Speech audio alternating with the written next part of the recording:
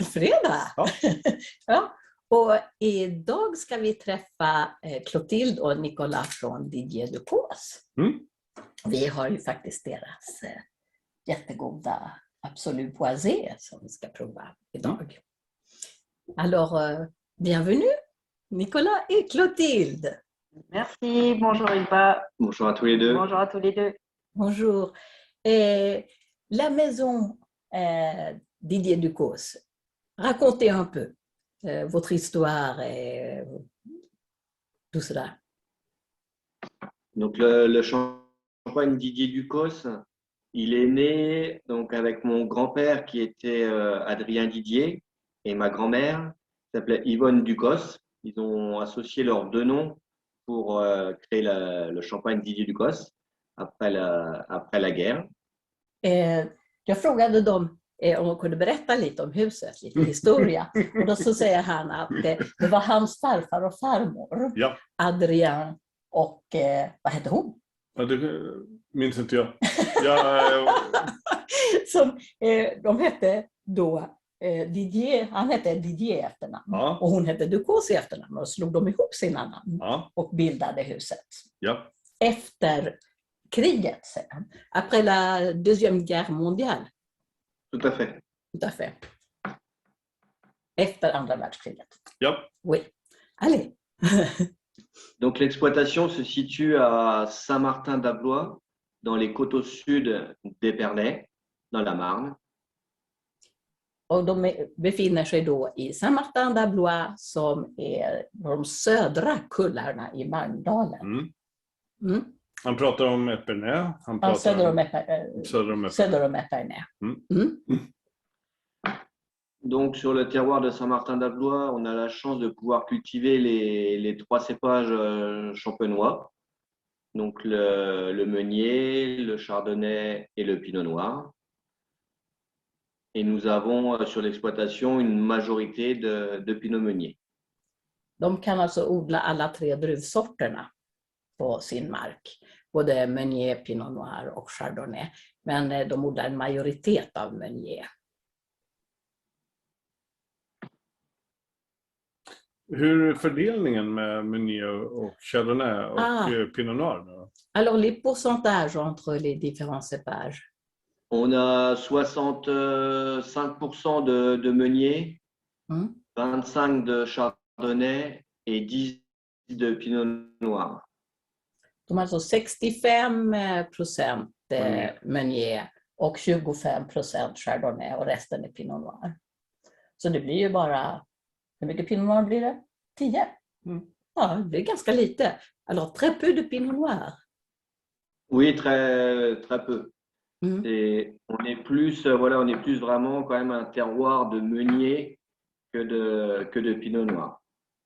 Par rapport à nos sols qui sont argilo-calcaires et par rapport à notre de fond de vallée qui est plus gélive, nous avons plus de meunier sur la commune de Saint-Martin.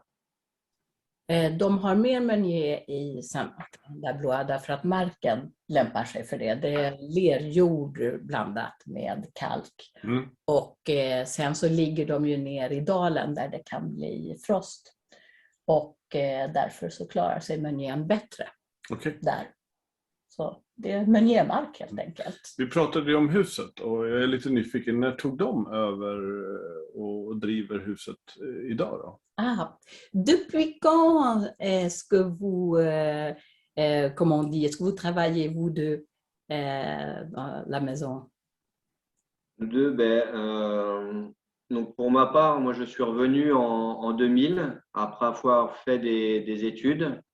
J'ai fait un BTS viticulture œnologie à Vise. Donc je suis revenu travailler après sur l'exploitation en l'an 2000.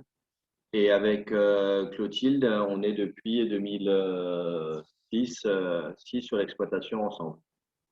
Han tog över 2000 när han hade gjort sin vinodlar- och enologutbildning i Avis. Och sen kom hon och började jobba 2011. Så hon har inte varit där jättelänge. Alors ça fait 11 ans pour Clotilde maintenant. Ça va bientôt faire 16 ans. 16 ans. En 2000, 6. 2008. 6. 2010. 6. 6! Ah, Six. 2006! 2006. Jag hörde lite fel Ja, där. det är lätt. Ja, 2006 kom Ja. hon in. Okej. Ja. Oui, oui, ça fait 16 ans. C'est correct. Mm. Jag sitter och funderar på, vi pratar ju mark, vi pratar Malmdalen och sånt här. Ja. Vad är det för typ av terroir? Vad är det för typ av mark där? Ja, det är ju lerkalkjord. Är det allt Ja. de har? De har ingen kalkjord överhuvudtaget. Chardonnay och det. Vad växer den då? Par rapport au sol et à l'exposition, le chardonnay, c'est toujours là dans la vallée de la Marne ou est-ce que vous avez des exploitations autre part? Non, on est sur la commune de Saint-Martin-d'Ablois et Vinay qui est juste à côté. Le village juste à côté de chez nous. On est vraiment sur les mêmes coteaux. Mais les chardonnays sont plantés, eux, à mi-coteau, alors que les meuniers sont tous plantés en bas de coteau ou fond de coteau. Okay. Mais les chardonnays proviennent des coteaux sud aussi. Chardonnay växer på samma jord, men de odlar den alltså i mitten på sluttningen. Okay. Meunier där nere och sen så chardonnay på mitten av sluttningen. Och pinot noir längst upp då? Et le pinot noir, c'est en haut? C'est plutôt, oui, c'est mi-coteau ou haut de coteau pour le pinot noir. Okej. Ja, alldeles rätt. På toppen eller på mitten. Okay. Men all meunier längst ner. Sur des terrains qui sont plutôt plus calcaires et exposés vraiment plein sud par rapport à la maturité, pour obtenir une bonne maturité. Och då odlar de på sådana sluttningar där de har så mycket kalk som möjligt och sydlig exponering för att få maximal mognad i druvorna. När det gäller deras vinproduktion då, jag vet ju att de jobbar både med ståltank och fat. Jobbar de, finns det kuvéer som de har bara enbart fat eller har de blandar de fat och ståltank och så? Det är liksom lite av deras vinifiering. Hur jobbar de med vinifieringen? Et pour la vinification, vous travaillez avec des fûts de chêne ou plutôt en inox? Plutôt donc la majorité en cuve inox ou émail. Et on a donc quelques fûts qui se retrouvent d'ailleurs dans l'absolu boisé, entre autres. Alltså de jobbar mest med ståltank och med såna här, vad heter det, emaljerade tankar. Så att det är lite äldre tankar som inte är alltså rostfritt utan emaljerade ståltankar. Och sen har de lite fat, men det är framförallt för den här cuvén. Okay. Men il y a vous mettez un peu de vin qui a été en fût de chêne dans les autres cuvées ou c'est le seul, l'absolu boisé? C'est le seul où il y a totalement du fût dedans. Sinon, on fait aussi vieillir le rouge, notre vin rouge, pour faire le rosé. Qui est vieilli, donc le rouge qui est vieilli en fût. De har ju det röda vinet som de har till rosén. Det lagras på fat. Okej, och det gör de själva? Och det gör de själva. Och den är på meunier? Et le vin rouge pour le rosé, c'est meunier ou meunier et pinot noir? C'est meunier et pinot noir. 50% meunier, 50% pinot noir. Okay. Ja, det visste du. Du har läst på. Det ser man. Och om man då, vi pratar ju, de har ju en kuvé som heter La Blusienne. Ja, just det. Alltså byn, alltså, berätta lite om byn skulle jag vilja veta. Jag skulle bli nyfiken på byn. Saint-Martin-d'Ablois, vous avez une cuvée que vous avez appelée La Blusienne. Alors, racontez un peu l'histoire. En fait, l'Ablucien, on a voulu, on a nommé cette cuvée ainsi parce que les habitantes et les habitants de notre village sont les Abluciennes et les Abluciens. Et ce qu'il y a en proportion d'assemblage dans la cuvée, c'est ce qu'il y a de planté sur la commune. Det är ju alltså så att de som bor i Saint-Martin-d'Arbois, de kallas för Ablucien och Ablucienne. Vad är skillnaden med Ablucian och Ablucienne? Det ena är maskulin och det andra är feminin. Okay. Om du är en kille, du är en Ablucien. Okay. Det vill säga Nikolaj är Ablucien. Okay. Och Clotilde är Ablucienne. Okay. Och då har de döpt kuvén efter vad invånarna heter. Och de har också blandat druvorna i samma proportion som de växer inom kommunen. Okay. Så att det precis är väl de proportioner som det finns inom de olika druvor, alltså hela kommunen? I hela kommunen. Okay. Ja, precis. Inte bara hos dem själva. Okay. Wow. Utan på all marken där. Det är en liten kul story. Ja, det är faktiskt det. Hur många bor i byn då ungefär? Il y a combien de gens à Saint-Martin-d'Arbois? C'est grand ou c'est petit? Un village moyen pour une campagne. Ici, on est 500 habitants. 1500. 500. 1500 invånare. Wow. Så det är en ganska medelstor Men det bor ju folk och det är ju trevligt. Det är ändå en by där folk bor. Et il y a plusieurs vignerons? Oui. On est une quinzaine de vignerons. Et sur la commune de Saint-Martin, vraiment que sur Saint-Martin, il y a 82 hectares de vignes. De har alltså 82 hektar i byn. Ja. Alltså vingård. Ja. Och de är 15 olika odlare. Eller produktörer. Ja, et tous les vignerons sont aussi des producteurs ou quelques-uns sont seulement des vignerons? Quelques-uns sont seulement des vignerons, oui.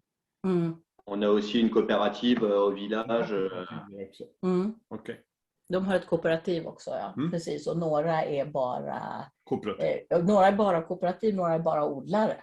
Och kanske säljer sina druvor till större hus. Till andra producenter. Han jobbar ju för det här. Ja, alltså Meunier Institute. Ja, precis. Vi kan ju fråga lite om Meunier Institute.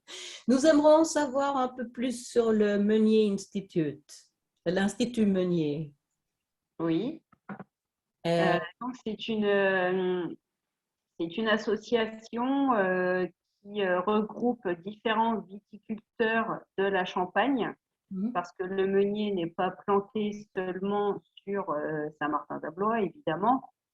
Et donc, c'est une association qui fait la promotion du cépage et qui défend le cépage parce que avant le meunier était principalement utilisé comme assemblage. Mais maintenant, on veut vraiment le promouvoir en tant que tel seul. Det är alltså en sammanslutning med meunierodlare. Därför att det finns ju meunierodlare över stora delar av Champagne. Inte bara i Valais-de-Marne, utan det finns andra som odlar meunier. Tidigare har man använt druvan framförallt för att blanda upp med. Och de vill försvara meunierns existensberättigande och visa att det här är en druva som du kan verkligen göra bra champagne på. Så att det de har gått emot. Hur många är med i Meunier Institute? Combien de personnes ou de viticulteurs sont associés à l'Institut Meunier? On est une dizaine à représenter sur la Champagne et donc on est tous des récoltants manipulants. De är bara odlare och producenter. Det är alltså RM-märkningen. De som är där, och det är 10-tal. Okay. Ja, så det är ju inte jättemånga. Nej, men det är inte så många som bara jobbar med Meunier heller. Det är ju, alltså, så letar man efter Meunier-champagne, rena 100% Meunier, så är det inte alla som har det. Nej. Så är det. Utan alla har någon inblandning nästan. Så att det är inte många. Il n'y a pas beaucoup de purs meuniers à trouver pour ceux qui sont amateurs du cépage. Oui, ça se démocratise, mais on est assez peu à faire des 100% meuniers actuellement en Champagne. Nous, ça fait maintenant... C'est en 2008 qu'on a fait... Ça fait 14 ans. On a fait l'absolu meunier, donc notre 100% meunier. On l'a créé pour la première année en 2008. De gjorde sin Absolut Meunier första gången 2008. Wow, det var tidigt. Ja. Et c'est assez tôt, n'est-ce pas, pour faire un pur meunier? Oui, nous sommes dans les précurseurs des 100% meuniers, tout à fait. Oui. De är föregångare för 100% meunierna. Exakt. Och nu när vi ändå pratar om det här med kuvéer, hur många olika kuvéer har de? Vad har de i alltså de har ju ganska många. Vous faites combien de différentes cuvées? 7. 7? Non, 7. On a 7 cuvées et on en a une 8e qui est la cuvée douceur, qui est un demi-sec. Mais voilà, qui reste confidentiel en quantité assez. Donc on a donc l'ablucien, tout à l'heure. Nous avons la rosée, qui est un rosé d'assemblage. Nous avons là le millésime 2012. Millésime 2012. Ensuite, nous avons l'absolu meunier, 100% meunier. Le blanc absolu, 100% chardonnay en extra brut. Le noir absolu, 100% pinot noir. Et l'absolu boisé, 100% meunier vieillant fût de chêne. Le compte est bon. Vill man veta lite mer så kan man gå in och läsa på vår hemsida. Ja, man kan ju läsa på champagnebutiken.net om hur de är sammansatta, hur de är lagrade. Et vous travaillez aussi avec la fermentation malolactique bloquée, n'est-ce pas? Non, nous faisons la fermentation malolactique sur toutes nos cuvées. Toujours la fermentation malolactique? Oui. On gör alltid malolaktisk jäsning? Okej. Mais il me semble que le chardonnay s'était bloqué. Non, le chardonnay, on l'a fait aussi dessus. On a des vins qui sont assez frais comme ça, donc on peut se permettre de la faire. Okej, d'accord. Nej, de gör malolaktisk jäsning. Ja. Bra. Då vet jag. Då vet vi. Vi har väl nästan kommit fram till att vi ska börja prata om det här. Jag kommer nog öppna den här. För den här, berätta lite om den här. Alors, ça, comment on dit, les ficelles, ça nous intrigue un peu parce que c'est tellement joli, mais ça doit être très dur. Est-ce que c'est fait à la main? Oui, tout est fait à la main.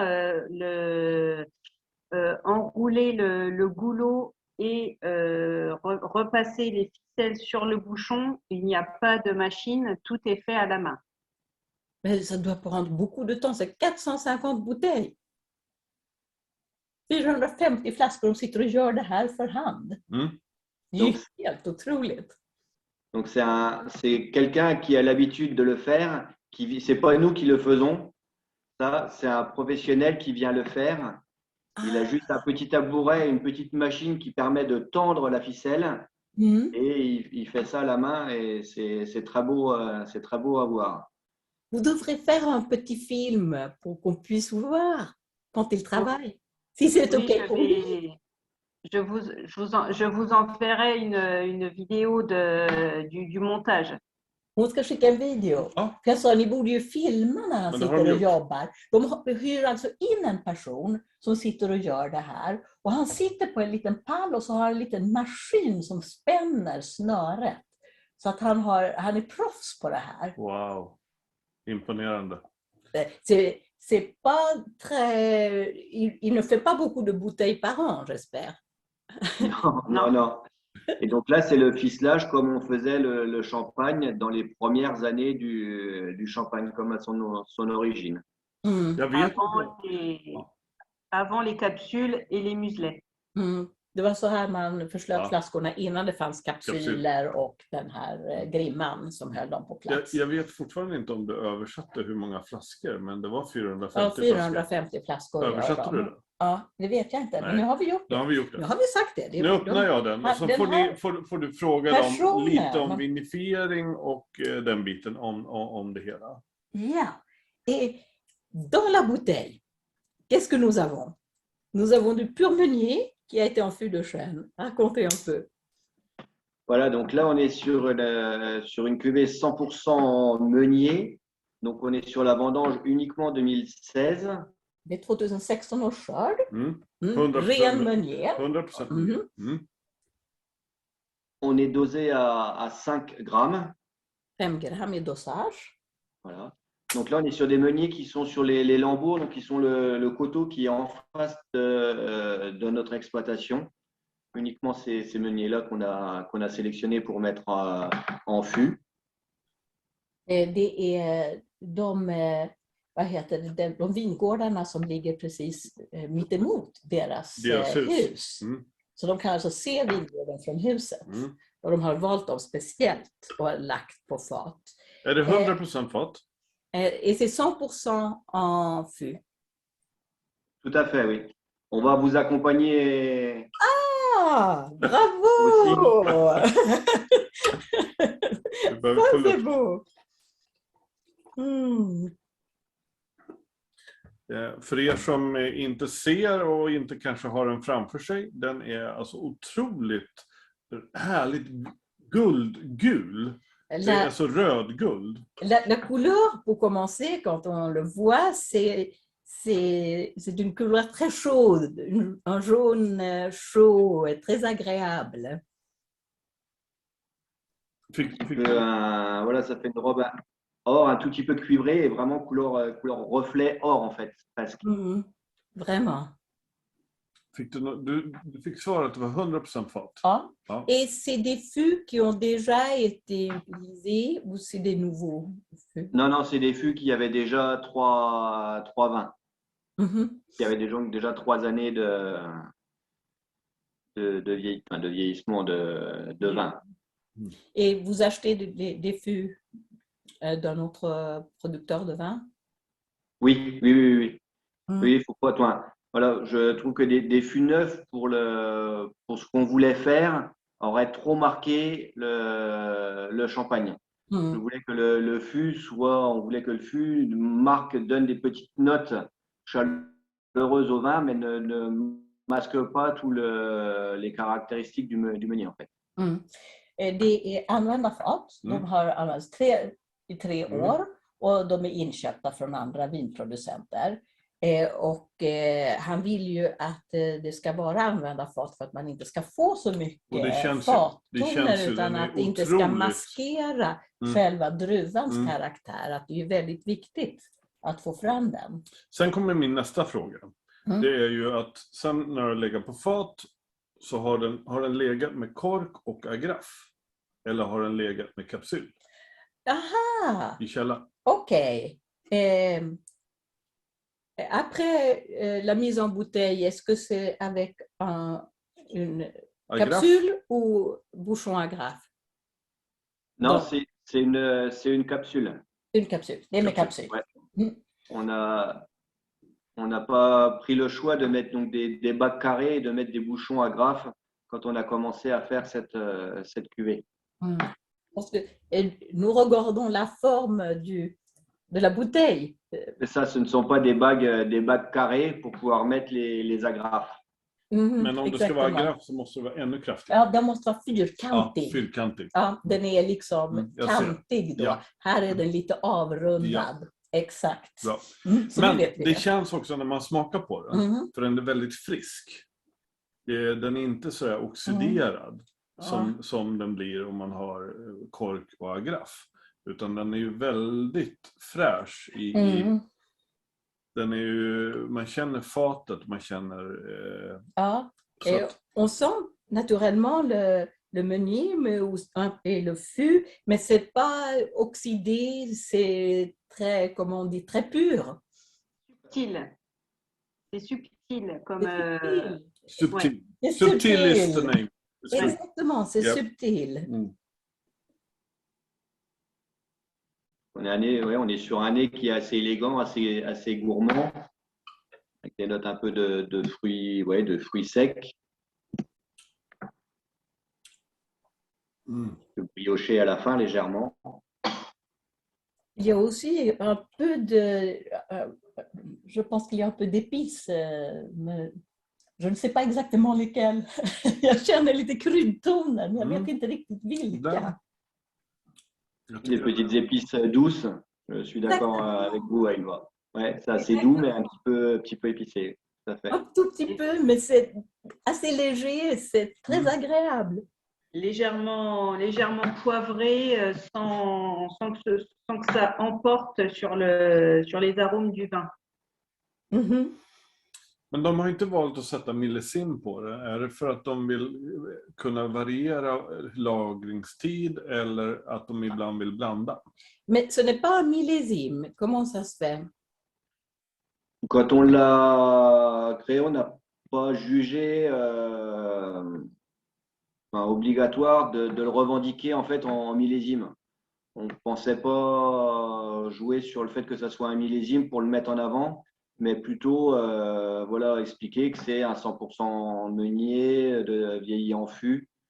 Et après, par rapport à l'année, oui, on n'a pas voulu mettre que c'était un millésime pur. Mais les clients, ils peuvent quand même voir sur l'étiquette. Tout à fait, oui, tout à fait. C'est marqué. Tout est marqué, oui. Voilà. Han säger att de brydde sig inte om att göra det som en millesim. Därför att de tyckte att fat och ren meunier och hela liksom, det sättet de har gjort den på, det räcker. De behöver inte liksom... och då hade de också en större frihet. Liksom, ja, men det är det jag menar. Att Och kunderna kan ju ändå läsa på etiketten vilket år det är skördat. Så då behöver man ju inte bry sig. Et ça donne aussi le choix pour vous de pouvoir le dégorger quand vous voulez, je pense. Oui, après, sachant qu'un millésime en Champagne, c'est minimum 3 ans. Là, on est déjà sur une bouteille qui a 6 ans. Et c'est une cuvée qu'on veut vendre qu'à 5-6 ans, mais pas à 2-3 ans. Donc, mais c'est vrai que ça nous laisse du coup aussi le choix de pouvoir la dégorger plus tôt. Mais à l'heure d'aujourd'hui, ce n'est pas le souhait ce n'est pas notre souhait de dégorger trop tôt cette cuvée-là. De säger att de vill ändå inte degorgera den tidigare. De tycker att den ska ha sina 5-6 år på gästen, att den mår bra av det. Att det är deras, det blir den... On pense que pour bien exprimer quand même le meunier, il ne faut pas non plus le commercialiser trop jeune. Et que voilà, entre 5 et 7 ans, je pense que c'est là qu'il est plutôt à son apogée. On a vraiment tous les caractéristiques du meunier. Nu ska du översätta. Men han säger att 6-7 år, då får du verkligen fram karaktären på meunieren. Att ta den tidigare, då får du inte liksom samma djup, inte samma toner. Nej, den har ju fantastiskt djup. Jag är lite nyfiken. Nu är vi inne på väldigt det här. Den här är en 2016. 2017 var ett väldigt tråkigt år i Champagne. Vad händer med nästa sån här? Kommer det komma en 17 eller hoppar de till 18? Mats, il me dit que 2016, c'était une année qui a marché bien, mais 2017, c'était pas fantastique. Ça a été plus compliqué. Ça a été plus compliqué. Il a fallu récolter, être assez rapide dans la récolte parce qu'on a eu beaucoup d'eau et les raisins commençaient à évoluer défavorablement. Après, on a été un secteur, on a été touché, mais pas trop touché par la maladie. Donc, voilà, en 2017, on ne se plaint pas de trop. On a rentré des raisins qui étaient quand même beaux et on a sorti des bons vins. Ja, de säger att de ska inte klaga så mycket på 2017. De hade tur. I deras område så klarar de sig ovanligt bra. Wow. Och de höll bra koll på sina druvor också, så att de kunde skörda dem i tid utan att de blev så mycket angripna. Alors, il y aura un absolu boisé de 2017? Oui, on en a fait un. On a réussi à avoir de la qualité pour en faire un et on en a fait un en 2017. Quelle chance! Det kommer en 2017 också. Det är bra. Du behöver inte oroa oss för brist på 2017. Jag är lite nyfiken på vad de tycker. Är det en aperitif eller ska man äta någonting till det, tycker du? Est-ce qu'il faut le boire en apéritif ou en accompagnement avec un repas? On peut le boire à l'apéritif. Le champagne à l'apéritif, c'est toujours une bonne idée. Après, avec le repas, faut un repas qui ne soit pas trop lourd et pas trop gras. Om man äter någonting som inte är för tungt och inte för fett, så kan du ha det till en måltid. Men annars så tycker hon att du utmärkt kan ha det som aperitif. Ja, det kan man ju. Men inte spännande. De la volaille? Voilà, c'est ce que j'allais dire. Par exemple, des viandes blanches, les pintades, des poulets à la crème avec accompagnés de légumes grillés, c'est parfait. C'est parfait. Ça le repas ne l'emportera pas sur le vin et vice-versa. Fågel och grillade grönsaker. Och samtidigt tror jag ju på våran tonfisk. Tonfisk tataki. Vi får prova. Det här kan bli intressant. Men ja. Det kan vi prova på fredag. Du kan ju fråga om de tror det. Mats, il veut faire du thon tataki. Vous connaissez? Ah oui. Vous croyez que ça va marcher? Ah oui, même avec une sauce légèrement, les sauces aigres douces et des graines de sésame dessus, ça peut être une bonne idée, oui.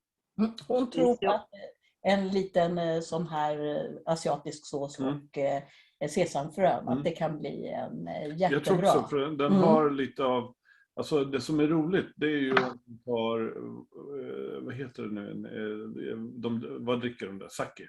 Ja, just om du tar lite sake så det har lite såna, det finns lite toner som har alltså likhet i syran och den biten som saken har. Ah oui, il a une petite association avec le sake japonais.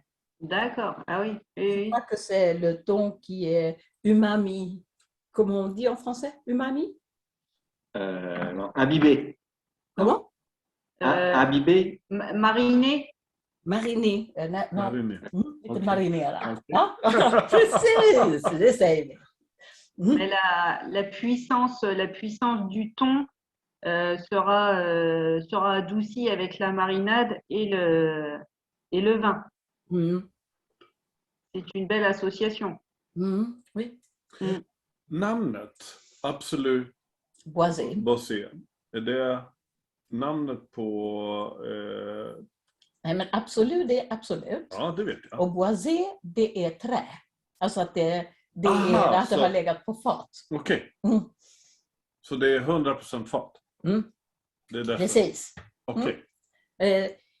C'est dans la gamme des absolus. Tout à fait, voilà. Dans la continuité des absolus et celle-ci particulièrement boisée. Est-ce que vous pensez faire des autres boisés dans l'avenir ou c'est le seul? Ça devrait être le... Enfin, on ne sait pas. On ne peut pas tout dire. On ne peut pas dire. Okej. Nej. Jag frågade, kommer ni att göra fler som har legat på fat i framtiden? Det vet de Eller inte. är det här den enda? Man kan inte berätta allt, säger de. Jag får inte veta. Jag tycker det är helt rätt. Vi spelar ju in. Ja. Il faut avoir un peu de secret pour l'avenir. Bon, à l'origine, on devait s'arrêter au 100% meunier. Puis, on a continué avec le chardonnay et le pinot noir ensuite. Et on a eu l'idée de continuer avec des boisés, avec des meuniers en boisé. Alors, pourquoi pas les autres cépages pour l'instant il n'y a rien d'arrêté. Il y a peut-être un meunier différent aussi qui pourra arriver. Det kanske kommer ytterligare någon ny meunier. Det Det vet man inte. De säger, varför sluta? Man kan ju prova med de andra druvsorterna också. Man kan utveckla det här. Alors, le concept absolu, c'est une très bonne idée parce que vous pouvez avoir des différences absolues. Voilà. On peut absolument tout associer comme cépage avec cette dénomination. Man kan absolut koppla ihop absolut. Det kan ju bli väldigt roligt med en absolut serie. Liksom. Nej, men vi har nog inte några fler frågor. Jo, men du hade fler frågor. Du hade ju det här om märkningen. Ja, det stämmer. När vi tittar på flaskan så hittar vi inte... Sur la bouteille, nous ne trouvons pas les étangs, comment on dit, haute valeur environnementale. C'est difficile à dire pour une Suédoise. En fait, donc ça fait 2 ans, ça fait 3 ans. Ça fait 3 ans qu'on est certifié haute valeur environnementale et VDC, viticulture durable en Champagne. Mais les vins de 2016 n'étaient pas à l'époque certifiés. Donc, on n'a pas le droit de mettre sur les bouteilles d'avant, on va dire 2020, 2019, que c'est issu, ou sinon il faudra qu'on puisse marquer que ça soit issu d'une exploitation certifiée. Mais à l'époque, elle n'était pas certifiée. Même si ça fait déjà 10-15 ans qu'on travaille de la même façon. Nous avions déjà la démarche sans avoir la certification. De har ju jobbat ekologiskt i många år, sedan 15 år tillbaka. Men det var först 3 år sedan de fick certifikatet. Och därför så är den här före certifikatet. Så vinerna som kommer från efter 2019, där har de märkningen på. Men det är deras... Så alla de vanliga som de har nu då, Absolut, Meunier och har de den märkningen? Ja, men då är det väl... Alors, jusqu'à maintenant, c'est Lablucien, il a comment on dit, les certificats? Non plus, parce qu'on est Lablucien, on est encore sur une vendange 2018. De blandar fortfarande... De blandar fortfarande reserver. Et quand on met des vins de réserve dans les vins, alors on ne peut pas mettre... Si, parce qu'il y a quand même une tolérance. Il y a une tolérance. Voilà, il y a une tolérance sur l'affichage. Donc, on ne va pas tarder, nous, à pouvoir mettre les logos sur la contre-étiquette. Det dröjer inte länge innan de kan sätta loggorna, men än så länge kan de inte göra det därför att det är basår 2018 på Lablucien till exempel. Så att nästa år eller nästa släpp. Ou la prochaine fois que vous commercialisez, vous aurez le logo sur certaines étiquettes. Voilà, ça sera ça. Oui. Wow, det tar tid. Ça prend du temps. Oui. Oui, surtout que aujourd'hui, aujourd'hui, il faut prévoir les étiquettes presque 1 an à l'avance. Donc, il ne faut pas oublier tous les logos, ce qu'on a le droit et pas le droit de faire. De måste ju planera 1 år i förväg när de beställer etiketter redan. Ja. Och då måste de ju veta vad det ska stå på etiketten och hur det ska se ut och allt det där. Det är ju lång planering. Je pense que ce n'est pas seulement ça. Il faut avoir beaucoup de patience quand on est viticulteur et comment on dit, producteur de champagne, parce que tout prend tellement de temps. Peut-être qu'après 5, 6 ou 7 ans, quand le champagne est prêt à être commercialisé, vous avez de nouvelles idées déjà. C'est ça, c'est ça. Toujours anticiper.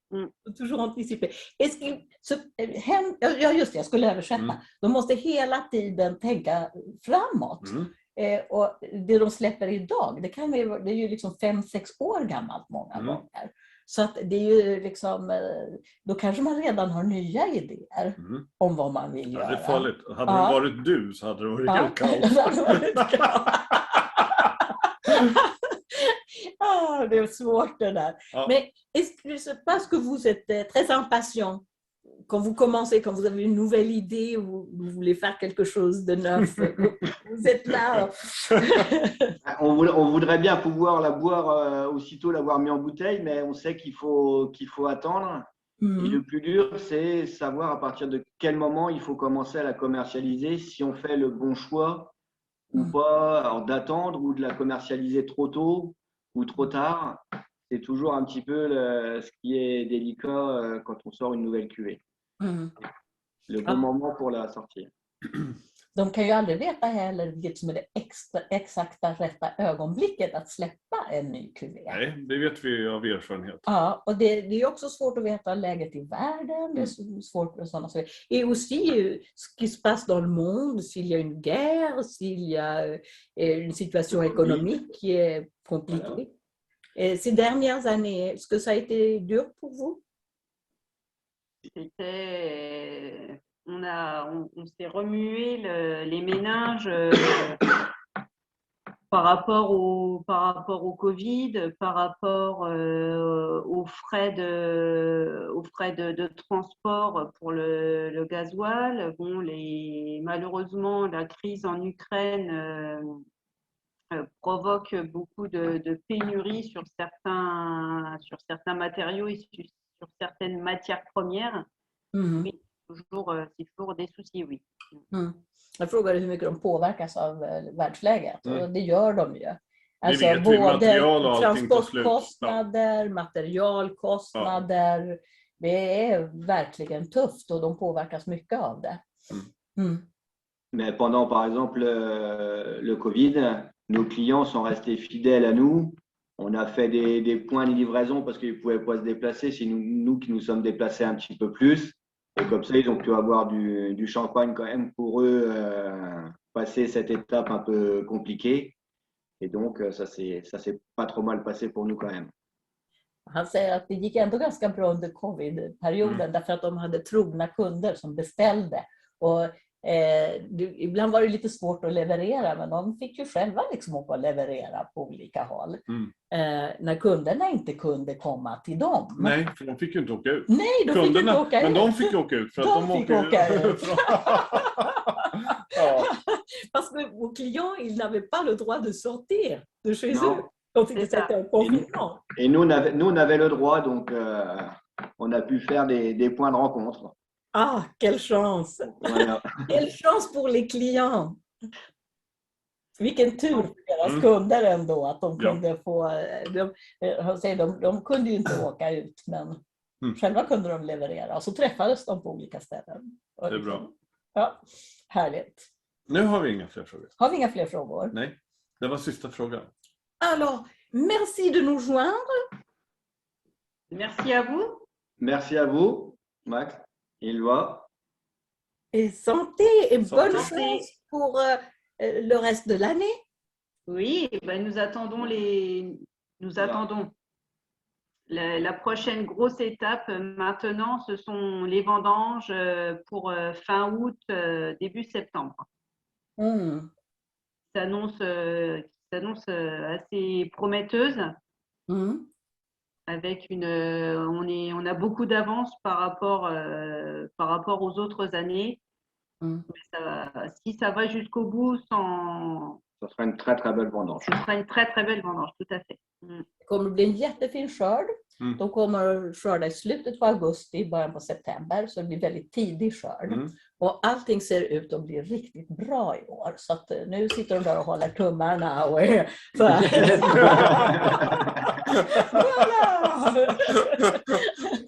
Quelle chance! Okay. Parce que ça a commencé avec beaucoup de chaleur. Oui. Il y a beaucoup de gens qui ont un peu plus de soucis pour qu'est-ce qui va se passer. Ouais, on a eu la chance, on n'a pas eu d'orage pour l'instant. Donc maintenant, il n'y a que ça, on va dire, qui nous fait vraiment très très peur, c'est les orages, les gros orages de grêle. C'est ça qui peut ruiner rapidement une vendange. Det de är oroliga för det är att det ska bli, vad heter det, åskväder med hagel. Att det blir hagel. Hagel, det är det de är mest oroliga för det händer ganska ofta där. Och det kan förstöra hela skörden. Liksom We will have snow in Sweden next week. Nous allons avoir de la neige ici. Non, pas ici où nous habitons, mais au nord de la Suède. Parce qu'il y a comment dire, Arctic wind. Oui, ça vient de l'Arctique. Ça va passer par la Suède. Et tout au nord, il va y avoir de la neige. Vous pouvez faire redescendre un petit peu de fraîcheur. Nous, on veut bien un peu de fraîcheur de Suède, oui. Là, ce week-end, il annonce presque 42 degrés à l'ombre. Aujourd'hui? Non, ce week-end, le week-end prochain. Donc, ça va très, très, très chaud. De kommer att få väldigt hett i helgen. 42 grader har förutsett. Så skicka gärna ner lite frisk luft, säger de. Ja, vi blåser.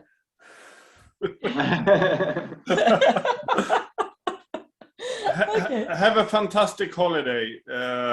Vous allez en vacances maintenant au mois d'août ou dans 3 semaines, dans 3 semaines, un mois, oui. Nous allons aller prendre la fraîcheur en montagne. De ska åka upp i bergen och få lite frisk luft. Härligt. Ja. Santé. Santé. Merci.